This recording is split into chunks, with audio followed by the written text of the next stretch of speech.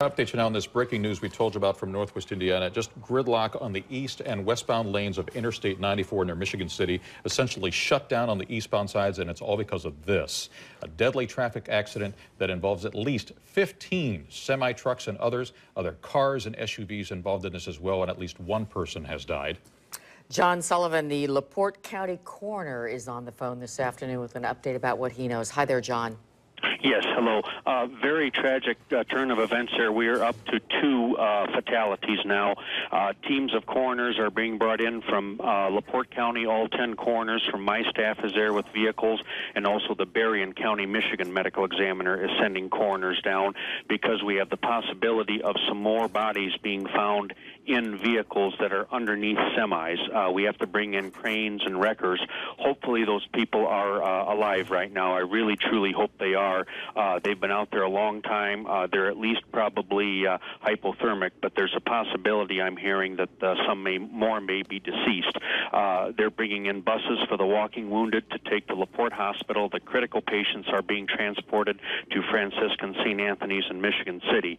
But just a very chaotic scene right now, but with multiple ambulances from all counties around are working the scene, and fire departments. So they're doing the best they can, and they have closed I-94 for everyone's safety. So it's a very, very dangerous situation out there right now. John, and I know this is extraordinarily fluid, but I'm going to try and get you to put some numbers to what you've just told us. You talked about coroners coming in from all these different counties.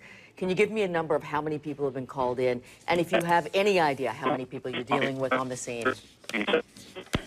Possibly 3 to 4 pounds. I have 2 other counties on standby with vehicles just in case there are more bodies found in those vehicles underneath the semis. And again, I really and truly hope that there's not, but we want to be ready just in case. John, I know you're breaking up a little bit here, but I just want to ask you this. You're talking about coroners coming in and also the difficulty of getting to those who might still be trapped. Okay, do you have your audio? I can't hear you anymore. I think we may be having some trouble with John. Well, let me just fill in a little bit here. John, if you're still with us and you can add more to this, feel free to do so. A number of counties are assisting with coroners coming in. What John was also mentioning, though, is that they believe that there are individuals who might still be trapped in wreckage beneath those semi-trucks. We've got at least 15 semis there that are tangled up.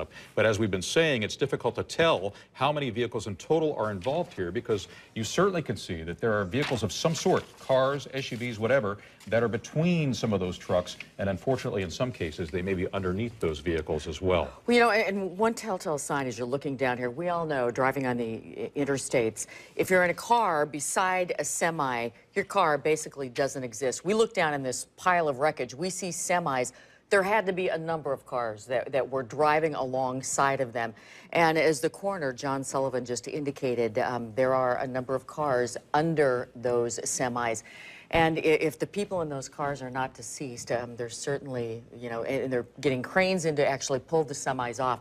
It is bitter, bitter cold out there, and at the very least, they are extraordinarily cold and injured and waiting for help. They are in desperate need of course, heavy equipment. They've got tow trucks on the scene. You can see a couple there on the left-hand side in those far left lanes, but to move those semis out of the way, you really need some heavy-duty wreckers to get in there to even pull them off of whatever they might be entangled with at this point in time. The other thing you mentioned, of course, is the weather. It's bitter cold. Hypothermia is an issue for those who might be hurt, perhaps waiting for some kind of assistance. So it's a very tragic situation they're dealing with there. And one thing that I'm struck by looking at this picture right now, John Sullivan was talking about the number of ambulances and coroners that have been called to the scene.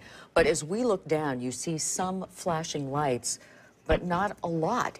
It's extraordinarily difficult to get there because everything has been shut down and because of the situation in the area. And so it's actually taking responders a while to get there to be able to help the people who are trapped, which is, of course, exacerbating what is already a very difficult situation. We saw earlier they've got the next interchange, which would be to the west, which would be at mile marker 34. They've got that, all the traffic being routed off that would be heading eastbound. Now you can see on the right-hand side there's some traffic that is gradually squeezing by, heading on the westbound lanes. Those would be heading towards Chicago. But you're right, Kathy. I mean, just in terms of getting emergency vehicles to the scene is going to be an issue. And of course, once they get there, being able to have the equipment necessary to attempt to do these rescues for those who might be involved in this massive accident.